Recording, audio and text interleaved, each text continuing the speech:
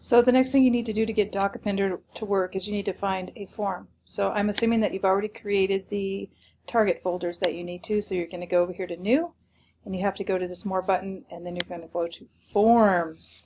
Love forms. Forms are so useful for so many things. You get a blank form like this.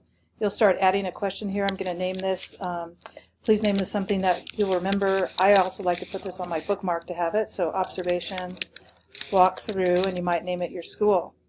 This first question here needs to be not a multiple choice type question, but it needs to be checkboxes. It can also be drop downs. Checkboxes are useful if in walkthroughs that you want to maybe have a co-teaching situation where you have two teachers in the room and you want them to have the same walkthrough observation notes. You would use checkboxes, or you can use this drop down. And I tend to use the drop down and just repeat. So I'm going to go with a drop down.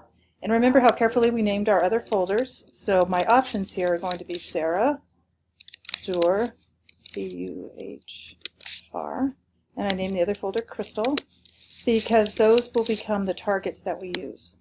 And I'll just add this one as teachers' names.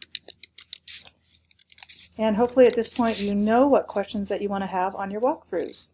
So this is the first question. This is teachers' names, and then you'll make a list of your teachers' names. This will probably be a long list for you. I have about 20.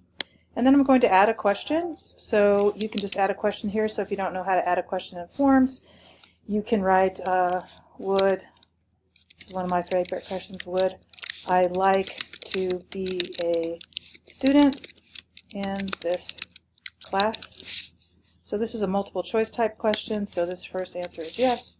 Second one's going to be no.